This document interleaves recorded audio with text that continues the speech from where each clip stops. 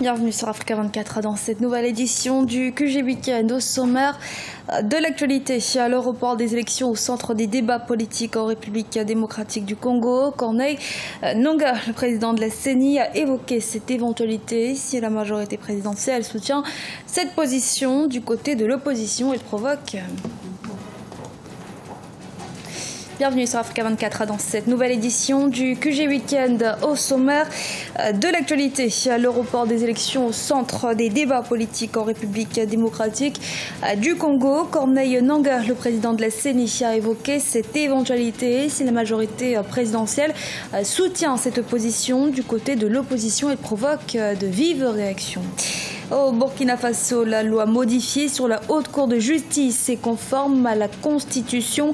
C'est ce qu'a révélé ce jeudi le Conseil constitutionnel. Elle serait effective dès la promulgation et la publication au journal officiel du pays. Et au Cameroun, suite à sa nomination par décret présidentiel en janvier 2017, l'abbé Jean-Marie Bodo a célébré ce jeudi 13 juillet un culte d'action de grâce. C'était en présence de nombreuses personnalités politique. Les élections République démocratique du Congo ne se tiendront pas en décembre prochain. La Commission électorale nationale indépendante, par la voix de son président, l'avait annoncé à Paris en France. Un report au cœur des débats politiques au pays, avec la majorité présidentielle qui soutient et l'opposition qui dénonce. Reportage de Jacques Mboka. En République démocratique du Congo, les élections n'auront plus lieu en décembre 2017, tel que prévu dans l'accord de la Saint-Sylvestre, signé entre la majorité présidentielle et l'opposition. Les déclarations du président de la CENI, Corneille Nangaa, faites devant le Conseil des droits de l'homme à Genève, en Suisse, et à la tribune de la francophonie à Paris la semaine dernière, confirment l'incapacité de la CENI de convoquer les scrutins dans les délais prévus. Si cette position est soutenue par la majorité présidentielle, chez l'opposition, elle provoque de vives réactions.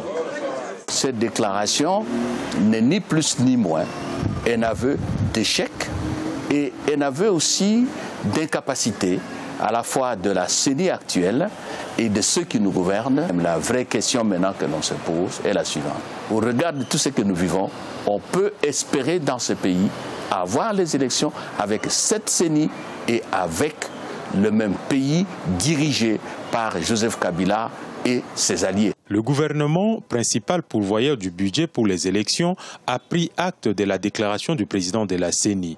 Reconnaissant à la Commission électorale nationale indépendante toute son indépendance, le porte-parole du gouvernement congolais, Lambert Mende, a réaffirmé la disponibilité du gouvernement d'honorer les engagements pour l'organisation des scrutins en temps opportun. En ce qui concerne le gouvernement de la République démocratique du Congo, il tient à réaffirmer devant vous sa détermination à faire sa part pour mettre la Commission électorale nationale indépendante en capacité d'assumer ses responsabilités dans les meilleurs délais au mieux des intérêts du peuple congolais. Les scénarios auxquels le pays s'attend dans les jours à venir restent imprévisibles. Un énième dialogue est-il possible? L'hypothèse est rejetée par le rassemblement des forces politiques et sociales acquises au changement dans un contexte où la situation sociale des Congolais ne cesse de se dégrader. La dépréciation de la monnaie locale est sans précédent. Le dollar américain a atteint la barre de 16 100 francs congolais, occasionnant ainsi une singulière flambée des prix sur les marchés. Au Burkina Faso, par décision datée du 13 juillet 2017, les juges du Conseil constitutionnel ont déclaré la modification de la loi portant composition et fonctionnement de la Haute Cour de justice et procédures applicables devant elle conformes à la Constitution. Les précisions dans ce reportage de Jean-Paul Odraogo. La loi modificative portant composition et fonctionnement de la Haute Cour de justice au Burkina Faso obtient le feu vert du Conseil constitutionnel. Par décision datée du 13 juillet 2017, les juges ont estimé que cette loi est conforme à la Constitution. Adoptée le 4 juillet 2017, la loi modificative avait pour but d'introduire différents aménagements, dont notamment le principe du double degré de juridiction, absent de l'ancien texte et qui avait valu une précédente décision du Conseil constitutionnel moins favorable. Le vraiment des innovations pour respecter les standards internationaux. Les points que le lait était d'abord qu'il n'y avait pas de double degré de juridiction. Ensuite, il n'y avait pas de constitution de partie civile. Les innovations, c'est que maintenant, il y a une chambre d'appel. La possibilité de couvrir médiatiquement, je pense que la nouvelle loi a autorisé que les parties civiles puissent effectivement se constituer. Selon les autorités burkinabées, cette réforme de la Haute Cour de justice aujourd'hui validée par le Conseil constitutionnel était nécessaire afin de garantir un procès équitable aux membres du dernier gouvernement du président Blaise Compaoré. Leur procès avait été suspendu après que le Conseil constitutionnel ait déclaré non conforme à la Constitution des précédentes dispositions qui ne permettaient pas aux accusés de faire appel ni recours en cas de condamnation.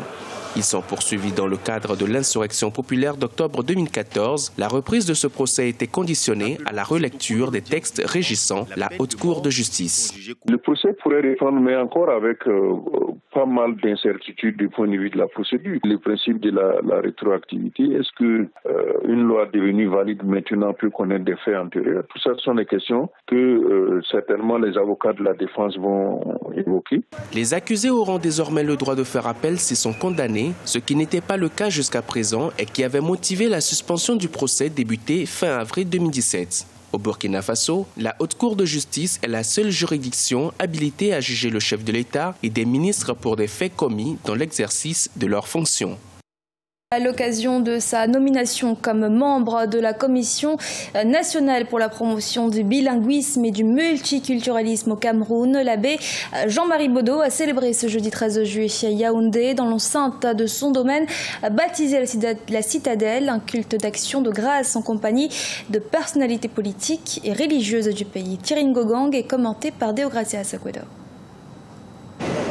C'est dans son domaine situé sur les hauteurs de la colline Bankolo à Yaoundé que l'abbé Jean-Marie Bodo a choisi de célébrer dans l'après-midi du jeudi 13 juillet un culte d'action de grâce suite à sa nomination par décret présidentiel en janvier 2017 comme membre de la Commission nationale pour la promotion du bilinguisme et du multiculturalisme.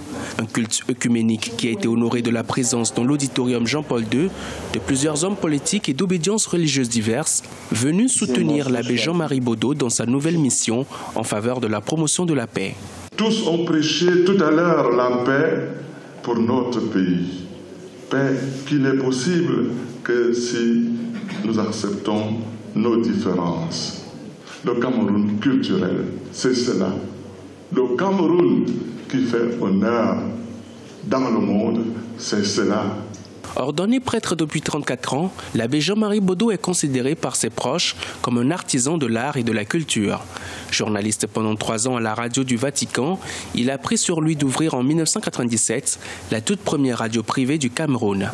Enseignant en anthropologie à l'Université catholique de Yaoundé, mais aussi musicologue et humanitaire, c'est un véritable campus universitaire qu'a bâti l'homme d'église sur une des plus hautes collines de la capitale camerounaise. En 2014, il crée l'Institut universitaire des sciences pétrolières et de management, proposant ainsi au marché de l'emploi local et international une ressource humaine qualifiée en matière d'exploitation pétrolière.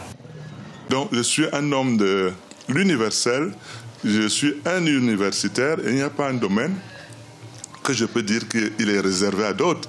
Au contraire, surtout dans ce domaine, il n'y avait pas une université sur le pétrole. L'abbé Jean-Marie Bodo fait désormais face à un nouveau challenge, celui de la cohésion nationale et du vivre ensemble, tel que prôné par la Commission nationale pour la promotion du bilinguisme et du multiculturalisme au Cameroun. 7 milliards de francs CFA, c'est le montant des dettes que les entreprises de téléphonie mobile centrafricaines doivent à l'État. Les autorités les somment désormais de payer afin de réguler ce secteur fragilisé par de nombreuses irrégularités. Birama Saounera. Le gouvernement centrafricain souhaite remettre de l'ordre dans le secteur de la téléphonie mobile. Le mardi 11 juillet 2017, le ministre des Nouvelles Technologies, de la Communication et des Postes, Justin Gourna-Zako, a donné un ultimatum aux 5 sociétés que sont la Socatel, Orange, Move, Télécel et Azur afin qu'elles s'acquittent des 7 milliards de francs CFA d'arriérés d'impôts qu'elles doivent à l'État.